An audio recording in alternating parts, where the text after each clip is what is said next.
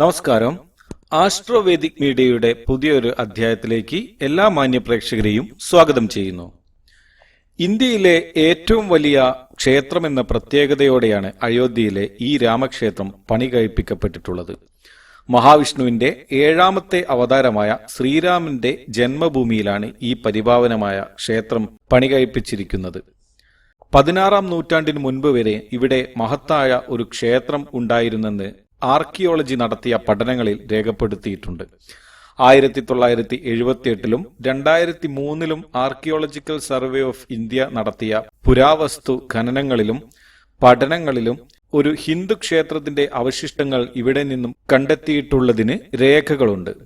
അയോധ്യയിലെ രാമക്ഷേത്രം ഒരു ആരാധനാലയത്തിനപ്പുറം പുരാതന വിശ്വാസത്തിന്റെയും ആധുനിക ശാസ്ത്രത്തിന്റെയും ഒരു സമന്വയം കൂടിയാണെന്ന് പറയാം. ആധുനിക എഞ്ചിനീയറിംഗിനാൽ നെയ്തെടുക്കപ്പെട്ട ഒരു അത്ഭുതമാണ് ഈ ക്ഷേത്രം. ശക്തമായ ഭൂകമ്പങ്ങളെയും തീവ്രമായ വെള്ളപ്പൊക്കത്തെയും നേരിടുവാൻ മാത്രമല്ല, ഒരു സഹസ്രാബ്ദത്തോളം കേടുപാടുകൾ കൂടാതെ നിലനിൽക്കുന്ന രീതിയിലാണ് രൂപകൽപ്പന ചെയ്തിട്ടുള്ളത്. ഇതിലേക്ക് കടക്കുന്നതിന് മുൻപേ തന്നെ ഇതുപോലെയുള്ള അറിവുകൾ ലഭിക്കുന്നതിനായി നമ്മുടെ ഈ ചാനൽ ദയവായി സബ്സ്ക്രൈബ് ചെയ്യുവാൻ ഓർമ്മിപ്പിക്കട്ടെ. കൂടാതെ അടുത്തുള്ള ബെൽ ബട്ടൺ കൂടെ ഇനേബിൾ ചെയ്താൽ പുതിയതായി അപ്ലോഡ് ചെയ്യുന്ന എല്ലാ വീഡിയോസും നിങ്ങൾക്ക് നോട്ടിഫിക്കേഷൻസായി ലഭിക്കുന്നതാണ്. രാഷ്ട്രീയ നിയമവിവാദങ്ങളുടെ ചരിത്രത്തിനിടയിൽ 2020 ഓഗസ്റ്റ് 5-നാണ് അയോധ്യയിൽ രാമക്ഷേത്ര നിർമ്മാണം ആരംഭിച്ചത്. 70.5 ഏക്കർ ഭൂമിയാണ് ക്ഷേത്രം സ്ഥിതി ചെയ്യുന്ന പ്രദേശത്തിന്റെ മൊത്തം വിസ്തൃതി. സുപ്രീം കോടതിയുടെ നിർദ്ദേശപ്രകാരം 67.5 ഏക്കർ ഭൂമിയാണ് ലഭിച്ചത്. പിന്നീട് 3 ഏക്കർ ഭൂമി കൂടി ട്രസ്റ്റ് വാങ്ങുകയുണ്ടായി. മൊത്തം ഭൂമിയുടെ വടക്കുഭാഗത്തായാണ് ക്ഷേത്രം സ്ഥാപിച്ചിരിക്കുന്നത്. 70.5 വർഷം നീണ്ട വ്യവഹാരങ്ങൾക്കിടയിൽ കോടതി അനുവദിച്ച പ്ലോട്ട് നമ്പർ ഇവിടെ ആയതിനാലാണ് ഈ ഭാഗത്ത് ക്ഷേത്രം നിർമ്മിച്ചിരിക്കുന്നത്. സ്വയം പര്യാപ്തം, ആത്മനിർഭർ എന്ന ആശയത്തെ അടിസ്ഥാനമാക്കി സ്വയം പര്യാപ്തതയിൽ ഊന്നിയുള്ള സംവിധാനങ്ങളാണ് ക്ഷേത്രത്തിൽ ഒരുക്കിയിരിക്കുന്നത്. ക്ഷേത്രത്തിന്റെ മാലിന്യ നിർമ്മാർജ്ജനം, മലിനജല നിർമ്മാർജ്ജനം തുടങ്ങിയവയ്ക്കായി ക്ഷേത്രം ട്രസ്റ്റ് സ്വന്തം സംവിധാനങ്ങളാണ് ആശ്രയിക്കുന്നത്. ഇതിനായി നഗരസഭയുടെ സംവിധാനങ്ങൾ ഉപയോഗിക്കുന്നില്ല.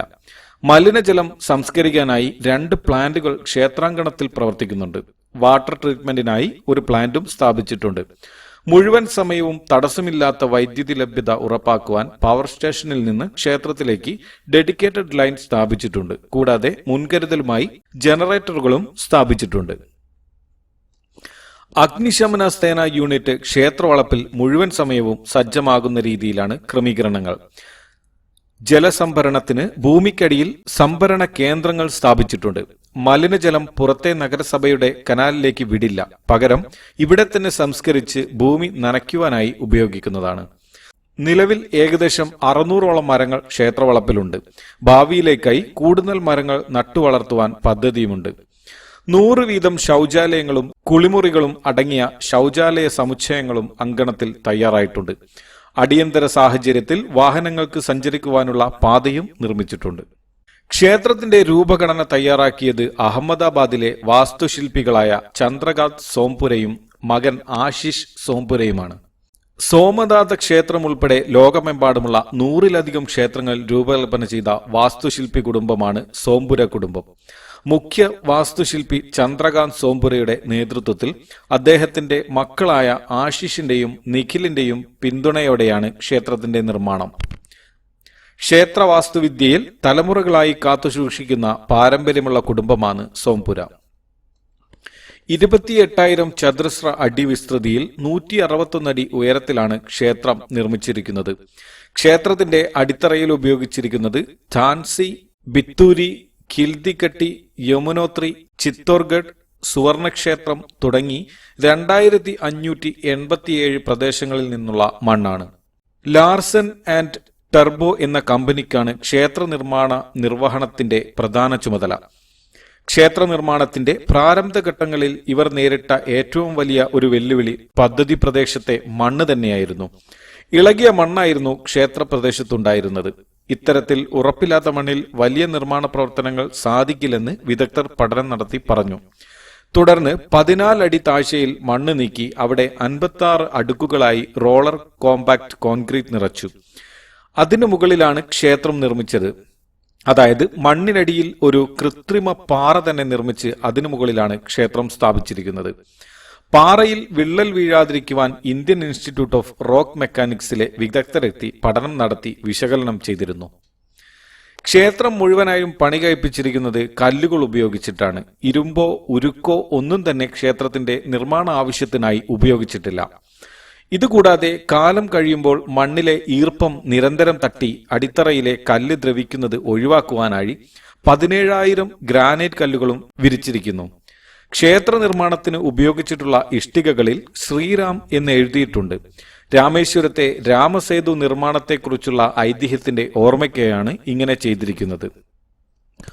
3 നിലകളിലായി 2.7 ഏക്കറിൽ വ്യാപിച്ചു കിടക്കുന്ന രാമക്ഷേത്രം ഭക്തർക്ക് ഒരു പുതിയ അനുഭവം നൽകുമെന്നതിൽ സംശയമില്ല.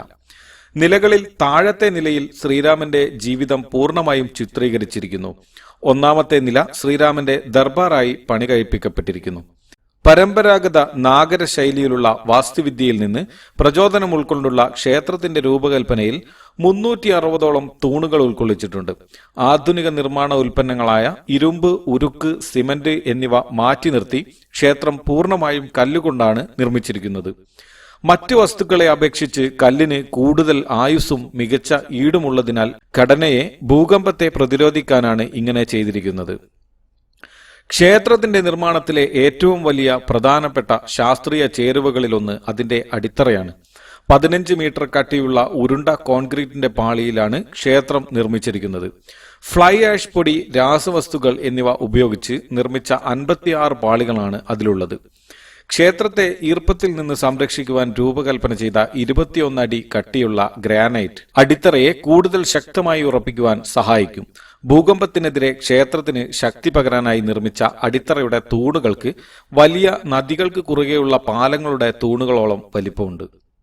കോൺക്രീറ്റ് ചെയ്യുന്ന സമയത്ത് അതിന്റെ ആംബിയൻ താപനില 18 ഡിഗ്രിക്ക് താഴെ നിലനിർത്തേണ്ടിയിരുന്നതുപോലെയുള്ള അസാധാരണമായ പല വെല്ലുവിളികളും നിർമ്മാണ സമയത്തുണ്ടായിരുന്നു. ഇത് പ്രാവർത്തികമാക്കുവാനായി നിർമ്മാണ സ്ഥലത്ത് ഐസ് ക്രഷിംഗ് മെഷീൻ സ്ഥാപിച്ചിരുന്നു. താപനിലയുടെ മറ്റ് ആഘാതങ്ങൾ ഉണ്ടാകാതിരിക്കുവാനായി അടിത്തറയുടെ നിർമ്മാണം രാത്രിയിൽ മാത്രമായിരുന്നു ചെയ്തിരുന്നത്. ക്ഷേത്രത്തിന്റെ നിർമ്മാണത്തെ മെച്ചപ്പെടുത്തുന്നതിനായി കണ്ടെത്തിയ നിരവധി കണ്ടുപിടുത്തങ്ങളുടെ ഭാഗമായിരുന്നു ഈ നടപടികൾ.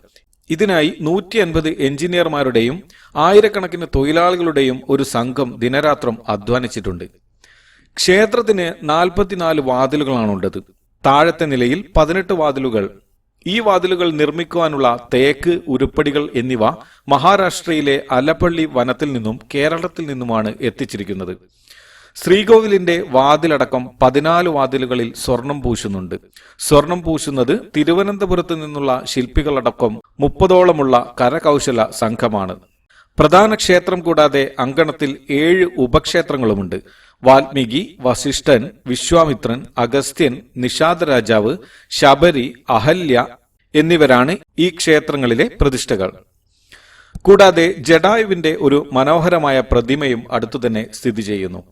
ക്ഷേത്രത്തിന്റെ വടക്കുഭാഗത്ത് അന്നപൂർണേശ്വരിയുടെ ദർശനവും ഭക്തജനങ്ങൾക്ക് ലഭിക്കുമാറാവുന്നു. കൂടാതെ തെക്കുഭാഗത്തായാണ് ഹനുമാൻ സ്വാമിയുടെ പ്രതിഷ്ഠ. ഭഗവതിയുടെയും പരമശിവന്റെയും സൂര്യഭഗവാന്റെയും ഗണേശ പ്രതിഷ്ഠകളും എല്ലാ ഭക്തജനങ്ങൾക്കും പ്രദക്ഷിണവേളയിൽ ദർശനം സാധ്യമാകുന്ന രീതിയിൽ ക്രമീകരിച്ചിരിക്കുന്നു. അത്രമേൽ പ്രാധാന്യം ക്ഷേത്ര നിർമ്മാണത്തിൽ എല്ലാ പ്രതിഷ്ഠകൾക്കും നൽകിയിരിക്കുന്നു. ശ്രീകോവിൽ പൂർണ്ണമായും രാജസ്ഥാനിൽ നിന്നുള്ള വെളുത്ത നിറമുള്ള മക്രാന മാർബിൾ പാകിയിരിക്കുകയാണ്. വിവിധ നിറങ്ങളിലുള്ള മാർബിളുകൾ ക്ഷേത്രത്തിനുള്ളിലെ കരകൗശല വേലകൾക്കായി ഉപയോഗിച്ചിട്ടുണ്ട്.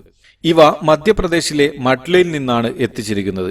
ബാക്കി ഭാഗങ്ങളിൽ രാജസ്ഥാനിലെ ഭരത്പൂരിൽ നിന്ന് കൊണ്ടുവന്ന പിങ്ക് നിറത്തിലുള്ള സാൻഡ് സ്റ്റോൺ ആണ് പാകിയിരിക്കുന്നത്. ഇതിനായി 4.7 ലക്ഷം ക്യൂബിക് അടി സാൻഡ് സ്റ്റോൺ വേണ്ടിവന്നു. ഓഗസ്റ്റ് 5 നടന്ന അഭിഷേക ചടങ്ങിൽ ഇന്ത്യയിലെ 150 നദികളിൽ നിന്നുള്ള പുണ്യജലമായിരുന്നു ഉപയോഗിച്ചിരുന്നത്.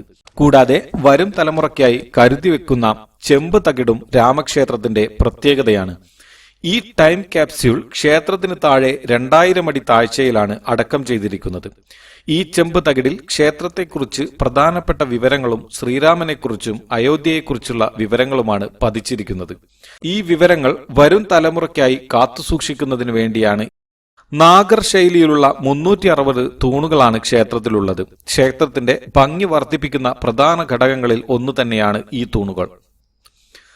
6.5 തീവ്രതയുള്ള ഭൂകമ്പത്തെ അതിജീവിക്കുവാൻ കഴിവുള്ളവയാണ് ക്ഷേത്രത്തിന്റെ രൂപകൽപ്പന. 1000 വർഷത്തേക്ക് അറ്റകുറ്റപ്പണികൾ ആവശ്യമില്ല. അയോധ്യ മുതൽ നേപ്പാൾ വരെയുള്ള പ്രദേശത്തെ ചരിത്രപരമായ ഭൂകമ്പത്തിന്റെ തീവ്രത അളക്കുകയും അത് ലബോറട്ടറിയിൽ അനുകരിക്കുകയും ചെയ്തിട്ടാണ് ക്ഷേത്രത്തിന് സവിശേഷമായ അടിത്തറ രൂപകൽപ്പന ചെയ്തിരിക്കുന്നത്. ചെന്നൈയിലെ ഇന്ത്യൻ ഇൻസ്റ്റിറ്റ്യൂട്ട് ഓഫ് ടെക്നോളജിയുടെ ഉപദേശത്തിന്റെ അടിസ്ഥാനത്തിൽ കളിമണ്ണാണെന്ന് കരുതപ്പെടുന്ന 15 മീറ്റർ മണ്ണ് കുഴിച്ചു മാറ്റി റീ എഞ്ചിനീയർ ചെയ്ത മണ്ണ് നിറച്ചു. ഫൗണ്ടേഷൻ ഉപയോഗിക്കുന്ന റീ എഞ്ചിനീയർ ചെയ്ത മണ്ണിന് 14 ദിവസത്തിനുള്ളിൽ കല്ലായി ഉറയ്ക്കുവാൻ കഴിയും. അങ്ങനെ 47 പാളികളാണ് അടിത്തറയിൽ സ്ഥാപിച്ചിരിക്കുന്നത്. കല്ല് മറ്റു വസ്തുക്കളെക്കാൾ കൂടുതൽ കാലം നിലനിൽക്കുമെന്നും ഇരുമ്പ് തുരുമ്പെടുക്കുന്നത് പോലെയുള്ള പ്രശ്നങ്ങൾ ഒഴിവാക്കുവാനും വേണ്ടിയാണ് ഇவ்விധത്തിലുള്ള നിർമ്മാണ രീതി ഉപയോഗിച്ചിരിക്കുന്നത്. എഞ്ചിനീയർമാർ പ്രദേശത്തെ വെള്ളപ്പൊക്ക രേഖകളും പരിശോധിച്ച് ക്ഷേത്രം നിർമ്മിക്കുന്ന നില ഭാവിയിലെ വെള്ളപ്പൊക്കത്തിൽ നിന്ന് സുരക്ഷിതമാണെന്ന് സ്ഥിരീകരിച്ചിട്ടുണ്ട്. ഈ ക്ഷേത്രത്തിലെ ഏറ്റവും വലിയ ഒരു അത്ഭുതം എന്താണെന്നല്ലേ? ഭക്തരുടെ ആത്മീയ അനുഭവം വർദ്ധിപ്പിക്കുവാനായി രാമനവമി ദിവസം ഉച്ചയ്ക്ക് വിഗ്രഹത്തിന്റെ നെറ്റിയിലേക്ക് സൂര്യപ്രകാശം തട്ടുന്ന തരത്തിൽ ഉച്ചാരണ പ്രതിഫലന സംവിധാനം രൂപകൽപ്പന ചെയ്തിട്ടുണ്ട്. ഇപ്രകാരം ആദ്യമായി ഈ അത്ഭുതം പ്രകടമാകുവാൻ പോകുന്നത് മാർച്ച് 29-നാണ്. ശാസ്ത്രത്തിന്റെയും ആത്മീയതയുടെയും സമന്വയമെന്ന നിലയിൽ ഈ പുത്തൻ നിർമ്മിതിയെ പ്രശംസിക്കാതെ വയ്യ.